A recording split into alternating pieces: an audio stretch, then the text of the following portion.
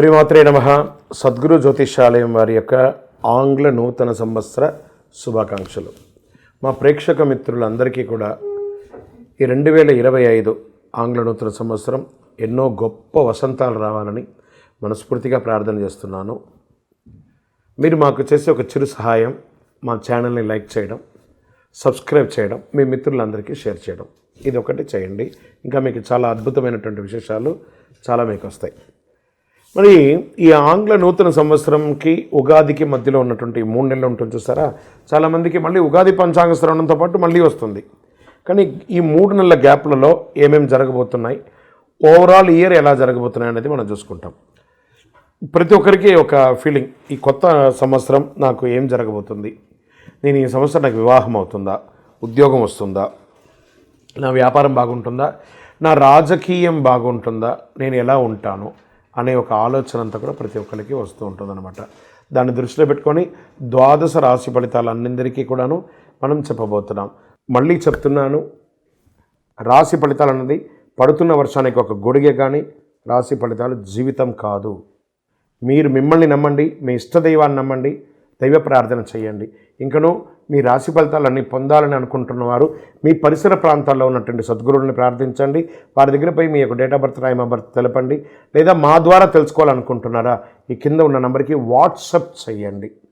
ఈ అయ్యప్ప సీజన్ ఉండడం వల్ల జనవరి వరకు చాలా బిజీగా ఉంటాం కాబట్టి జనవరి తర్వాతనే వ్యక్తిగత జాతకాలు చెప్పడం జరుగుతుంది. మీ ఏ వివరాలైనా వాట్సప్ చేయండి, మా అడ్మిన్ మీకు రిప్లై ఇస్తూ ఉంటారు. మీనరాశి మిత్రులారా, 2025 ఆంగ్ల నూతన సంవత్సర శుభాకాంక్షలు. ఈ సంవత్సరం మీకు శుభాశుభ ఫలితాలు ఎలా ఉన్నాయంటే, బృహస్పతి మే నుండి 4వ స్థానంలో, శని ఏళ్ళనాడు శని 1వ స్థానంలో అంటే జన్మరాశిలో సంచరిస్తున్నాడు. రాహు మే నుండి 12వ స్థానంలో, కేతు మే నుండి 6వ స్థానంలో సంచరిస్తున్నారు. గ్రహాల సంచార కారణంగా మీనరాశి వారు 2025 సంవత్సరంలో మధ్యస్థ ఫలితాలను పొందుతున్నారు.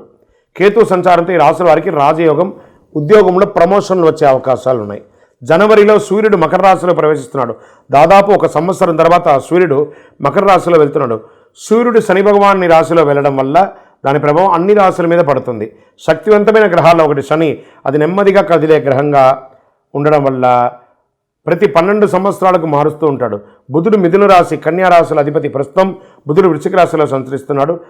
గత సంవత్సరం డిసెంబర్ 16 నుండి ప్రత్యక్ష సంచారం చేస్తున్నాడు. బుధగ్రహం ద్వారా శుభకార్యాల్లో చిన్న చిన్న ఆటంకాలన్నీ తొలగిపోతాయి. అతి శక్తివంతమైన రాజయోగం కలగబోతుంది. ఫిబ్రవరి 27, 2025 నుండి రాజయోగం మారబోతుంది. మీనరాశిలో అదృష్టం వరిస్తుందని కూడా చెప్తున్నాను. మీనరాశి జాతకులకి జన్మశని ఏళ్ళనాడు శని ప్రభావం వలన పనులందు స్ట్రెస్, చికాకులు అధికంగా ఉంటుంది. ఆరోగ్య విషయంలో, కుటుంబ వ్యవహారాలతో జాగ్రత్తగా వహించాలి. ప్రతి పని యందు సమస్య, ఇబ్బంది పెట్టడం. వ్యవసాయం మిశ్రమంగా ఉంటుంది. రాహు ప్రభావం చేత అనుకోని ఖర్చులు, ఆకస్మిక ధన వ్యయం కూడా వచ్చే అవకాశాలు ఉన్నాయి. ఎవరిని నమ్మాలో తెలియదు, ఎవరిని చేయాలో తెలియదు, ఒక అయోమయ స్థితిలో ఉంటారు. లీగల్ ఇష్యూస్ కూడా వచ్చే అవకాశాలను జాగ్రత్త పడండి. ఉద్యోగస్తులకి మధ్యస్థంగా ఉంటుంది. పై అధికారుల నుంచి స్ట్రెస్ ఉంటుంది. మీరు కోరుకున్న ప్రమోషన్ మీ చేతికి రాకుండా ముందుకెళ్తూ ఉంటుంది. ఈ సంవత్సరం మధ్యస్థ ఫలితాలు ఉండడంతో జాగ్రత్తగా ఉండాలి ఉద్యోగస్తులకి. స్త్రీలకు ఆరోగ్య సమస్యలు, కుటుంబ సమస్యలు, వేధింపులు, మనశ్శాంతి, ప్రశాంతత లేకుండా ఉంటారు. దానికి మీరు దైవ ప్రార్థన చేయడమే. వ్యాపారస్తులు అప్పుల సమస్యల నుంచి కొంత వేధింపబడతారు. ఖర్చులు విపరీతంగా ఉంటుంది. సరిగా వ్యాపారం జరగక ఇబ్బంది పడుతూ ఉంటారు. ఇది మే తర్వాత కాస్త ఉపశమనం ఉంటుంది. మీనరాశి వారికి కోర్టు వ్యవహారం అంటే కొంత ప్రతికూల పరిస్థితులు ఉన్నాయి, జాగ్రత్త. గొడవలకు ఎంత వీలుంటే అంత దూరంగా ఉండండి. మీడియా రంగం వారికి అస్సలు బాలేదు. కేతు ప్రభావం వలన అనుకున్న పనులు ఆలస్యమైనప్పటికీ మీకు తెలివితేటలతో పూర్తి చేసుకునే అవకాశాలు ఎక్కువ ఉన్నాయి. ఈ ఐటీ రంగం వారికి బాగా స్ట్రెస్ అని కూడా చెప్పదు. కళాకారులకి ఉన్నాయి. ఇండస్ట్రీస్ వాళ్ళు ఈ యొక్క సంవత్సరం మిశ్రమంగా ఆలోచించండి. గవర్నమెంట్ ఉద్యోగంలో ఉన్న వాళ్ళకి కూడా మిశ్రమం.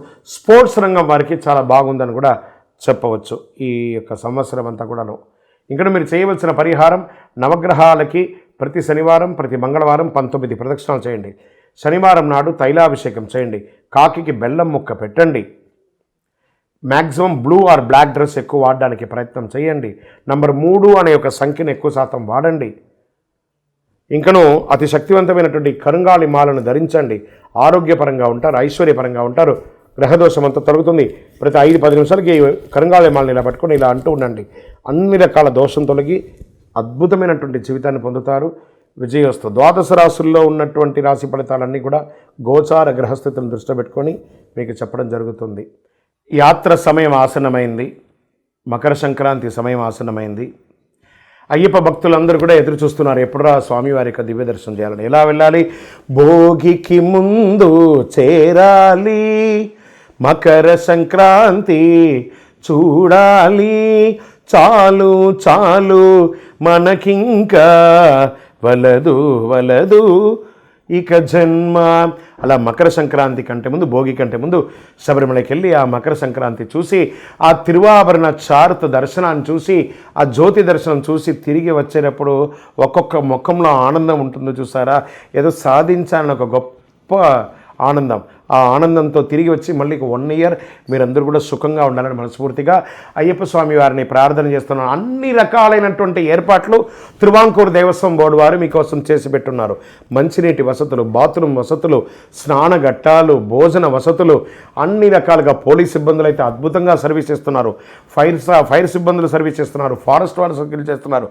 అక్కడ వాళ్ళు ప్రభుత్వం వారు ఎలా చెప్తే అలా చేయండి. అద్భుతమైనటువంటి యాత్ర చేస్తున్నారండి. ట్రాన్స్పోర్ట్ అయితే అద్భుతంగా చేస్తున్నారు. అన్ని రకాల డోళీ ఉంది, భోజనాలు ఉంది, అన్ని. అయ్యప్ప మీకోసం అనుగ్రహ వర్షాన్ని కురిపించి కూర్చున్నాడు. రండి, నిండు భక్తితో అనుగ్రహం పొంది వెళ్ళండి. శరణమయ్యప్ప. మనందరికీ ఈ భోగి అంటే ఏంటి, ఈ మకర సంక్రాంతి అంటే ఏంటి, కనుమ పండుగ భోగి. కుటుంబం అంతా కూడా కలిసి పాత చెత్త వస్తువులన్నీ పెట్టుంటాం కదా, వాటన్నిటిని తీసుకుపోయి చక్కగా భోగి మంటలు వేసి ఇంట్లో ఉన్న దారిద్ర్యాన్ని అంతటి కూడా తొలగించి తలంటు స్నానం చేసి చెరుకు గడలు పెట్టి పొంగల్ పెట్టి చక్కగా ఇంటిలిపాలి బంధువర్గాలంతా తీసుకునే ఆ సంక్రమణ, మకర సంక్రమణ రోజు అందరూ బంధుమిత్రులతో కలవడం. వెంటనే రైతులకు పండగైనటువంటి కనుము ఆ యొక్క ఆవులన్నింటినీ కూడాను, ఎద్దులన్నింటినీ కూడా కడిగి చక్కగా ఆ పంద్యాలన్నీ కూడా పెట్టుకోవడం, చాలా అలంకారం చేసుకోవడం, గోవులకు అన్నిటికీ పూజ చేయడం. ఎన్ని రకాల ఈ సంక్రాంతి వచ్చిందంటే అందరూ కూడా సమతుల్యంగా పాటిస్తూ ఇంటిల్లిపాలి ప్రేమగా. ఇంకా హరిదాసులు అద్భుతంగా ఆడవాళ్ళందరూ గొబ్బిలో ఈ మార్గశీర్షం ధనుర్మాసంలో ఈ పేడలో పసుపు పువ్వు పెట్టి గొబ్బిలు పెట్టి ఎంత అద్భుతం అండి.